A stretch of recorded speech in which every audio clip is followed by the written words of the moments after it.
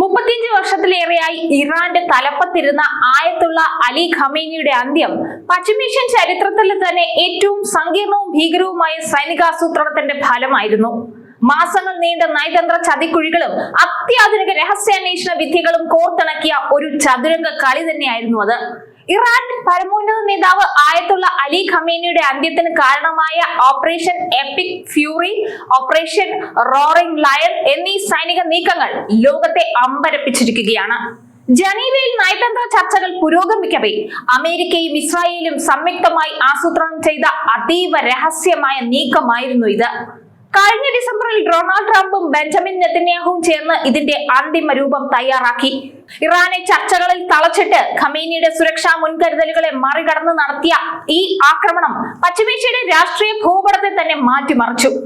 നയതന്ത്രത്തിന്റെ മറവിൽ നടന്ന കൃത്യമായ സൈനികാസൂത്രണമായിരുന്നു ഈ ഓപ്പറേഷൻ. ഇറാനിലെ പരമോന്നത നേതാവ് ആയത്തുള്ള അലി ഖമേനിയെ വധിച്ച operation EPIC fury, operation roaring lion എന്നീ ഇരട്ട സൈനിക നീക്കങ്ങൾക്ക് പിന്നിലെ വിവരങ്ങൾ പുറത്തു വന്നു കഴിഞ്ഞു.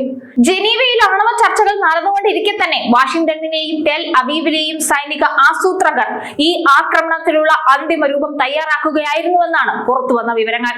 കഴിഞ്ഞ ഡിസംബറിൽ ഇസ്രായേൽ പ്രധാനമന്ത്രി ബെഞ്ചമിൻ നെതന്യാഹുവും അമേരിക്കൻ പ്രസിഡന്റ് ഡൊണാൾഡ് ട്രംപും തമ്മിൽ നടത്തിയ കൂടിക്കാഴ്ചയിലാണ് ഈ സൈനിക നീക്കത്തിന് തുടക്കം കുറിച്ചത്. ഇറാനിൽ ഭരണകൂട വിരുദ്ധ പ്രതിഷേധങ്ങൾ ശക്തമായതോടെ ഇതിനായുള്ള തയ്യാറെടുപ്പുകൾ വേഗത്തിലായി. പ്രതിഷേധക്കാർക്ക് പിന്തുണ പ്രഖ്യാപിച്ച ട്രംപ് ഇറാനിലെ സർക്കാർ സ്ഥാപനങ്ങൾ പിടിച്ചെടുക്കാൻ ആഹ്വാനം ചെയ്യുകയും പശ്ചിമേഷ്യയിൽ വലിയ സൈനിക വിന്യാസത്തിന് ഉത്തരവിടുകയും ചെയ്തു.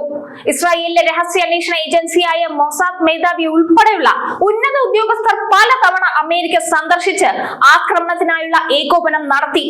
ഇതിനിടെ ജനീവയിൽ അമേരിക്കയും ഇറാനും തമ്മിൽ ആണവ ചർച്ചകൾ തുടങ്ങി. സംഘർഷങ്ങൾ ലഘൂകരിക്കപ്പെടുമെന്ന് ഇറാൻ കരുതി. ഒന്നുകിൽ ചർച്ചയിലൂടെ ഇറാനെ ആണവ പദ്ധതികളിൽ നിന്നും മിസൈൽ വികസനത്തിൽ നിന്നും പിന്തിരിപ്പിക്കുക, അല്ലെങ്കിൽ ഇറാനിലെ ഭരണകൂടത്തെ തന്നെ അട്ടിമറിക്കുക എന്നതായിരുന്നു ഇസ്രായേലും യുഎസും തയ്യാറാക്കിയ പദ്ധതി. ഒരു വശത്ത് ജനീവയിൽ വെച്ച് ചർച്ചകൾ നടത്തുമ്പോഴും സൈനിക നീക്കത്തിനായുള്ള തയ്യാറെടുപ്പുകൾ രഹസ്യമായി തുടർന്നു പോന്നു. ചർച്ചകൾ പരാജയപ്പെടുമെന്ന് ഇസ്രായേലിനും യുഎസിനും നേരത്തെ തന്നെ അറിയാമായിരുന്നു. അതിനാലാണ് ഇറാൻ അംഗീകരിക്കാനാകാത്ത നിബന്ധനകൾ യുഎസ് മുന്നോട്ട് വെച്ചത്. എന്നാൽ ഖമേനി ഭയന്ന് ഒളി സങ്കേതത്തിലേക്ക് മാറാതിരിക്കാൻ നയതന്ത്ര ചർച്ചകൾ സജീവമാണെന്ന് ഇറാനെ വിശ്വസിപ്പിക്കുകയായിരുന്നു അമേരിക്കയുടെ തന്ത്രം. ചർച്ചകൾ പുരോഗതിയില്ലെങ്കിൽ സൈനിക നടപടി ഉണ്ടാകുമെന്ന് ട്രംപ് വ്യക്തമാക്കിയിരുന്നു. ചർച്ചകൾ പരാജയപ്പെട്ടാൽ മാത്രമേ നടപടി ഉണ്ടാകൂ എന്നായിരുന്നു ഇറാൻ കരുതിയത്. അതിനാൽ പരമാവധി ചർച്ചകൾ നീട്ടിക്കൊണ്ടു പോകാനാണ് ഇറാൻ ശ്രമിച്ചത്. ക്രിയാത്മകമായ ചർച്ചകളാണ് നടക്കുന്നതെന്ന് ഇറാൻ കരുതുകയും ചെയ്തു. ഇറാൻ മുന്നോട്ട് വെച്ച നിർദ്ദേശങ്ങൾ വെറും സമയം വൈകിപ്പിക്കാനുള്ള തന്ത്രമാണെന്ന് അമേരിക്കൻ പ്രതിനിധികൾ വിലയിരുത്തി. പ്രധാനമായും 3 മേഖലകളിലാണ് ഇരുപക്ഷവും വിട്ടുവീഴ്ചയ്ക്ക് തയ്യാറാകാതിരുന്നത്. സമാധാനപരമായ ആവശ്യങ്ങൾക്കായി ആണവ ഇന്ധനം നൽകാമെന്ന് അമേരിക്ക പറഞ്ഞെങ്കിലും സമ്പുഷ്ടീകരണം ഉപേക്ഷിക്കാൻ ഇറാൻ തയ്യാറായില്ല. മിസൈൽ നിർമ്മാണത്തെക്കുറിച്ച് ചർച്ച ചെയ്യാൻ പോലും ഇറാൻ വിസമ്മതിച്ചു. പശ്ചിമേഷ്യയിലെ വിവിധ സായുധ ഗ്രൂപ്പുകൾക്ക് നൽകുന്ന സഹായം അവസാനിപ്പിക്കാനും ഇറാൻ തയ്യാറായില്ല. ഇതെല്ലാം ഇറാന്റെ ഉറച്ച നിലപാടുകളായിരുന്നു. ഈ കാര്യങ്ങളിൽ വിട്ടുവീഴ്ച ചെയ്താൽ ഭാവിയിൽ രാജ്യത്തിന്റെ നിലനിൽപ്പ് തന്നെ ചോദ്യം ചെയ്യപ്പെട്ടേക്കാമെന്ന് ഇറാൻ ഭയപ്പെട്ടു. യുഎസ് മുന്നോട്ട് വെച്ച പ്രധാന നിർദ്ദേശങ്ങൾ ഇറാൻ അവഗണിച്ചതോടെ മുൻകൂട്ടി തയ്യാറാക്കിയ പദ്ധതി നടപ്പിലാക്കാൻ യുഎസും ഇസ്രായേലും തീരുമാനമെടുത്തു. ഖമേനി തന്റെ ഉന്നത സഹായികളുമായി യോഗം ചേരുന്ന സമയം നോക്കിയാണ് ആക്രമണത്തിന് തീയതി നിശ്ചയിച്ചത്. ഒറ്റയടിക്ക് ഇറാനിലെ പ്രധാന നേതാക്കളെ ഇല്ലാതാക്കുക എന്നതായിരുന്നു ലക്ഷ്യം.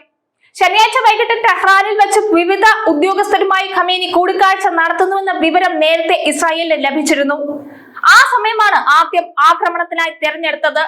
എന്നാൽ ശനിയാഴ്ച രാവിലെ നിർണായകമായ ഒരു കൂടിക്കാഴ്ച പ്രധാനപ്പെട്ട നേതൃത്വത്തിലുള്ളവരുമായി ഖമേനി നടത്തുമെന്ന വിവരം ഇസ്രായേൽ രഹസ്യാന്വേഷണ ഏജൻസിയായ മൊസാദിന് ചോർന്നു കിട്ടിയതോടെ ആക്രമണം രാവിലെ നടത്താൻ തീരുമാനമായി. തുടർന്ന് പ്രാദേശിക സമയം രാവിലെ 10:30 ആക്രമണം നടത്താൻ നിശ്ചയിച്ചു. ഖമേനിയുടെ ഓഫീസ് തുറന്ന് എല്ലാവരും എത്തുന്നത് വരെ കണക്കാക്കിയാണ് പകൽ സമയം നിശ്ചയിച്ചത്. എന്നാൽ ടെഹ്റാനിൽ എവിടെയാണ് ഈ കൂടിക്കാഴ്ച എന്ന് ഇസ്രായേലിനും യുഎസിനും വ്യക്തമായി വിവരം ലഭിച്ചിരുന്നില്ല. ഖമേനിയുടെ ഓഫീസ് സ്ഥിതി ചെയ്യുന്ന കെട്ടിടത്തിൽ എവിടെയോ ആണ് എന്ന് മാത്രമാണ് അറിയാമായിരുന്നത്.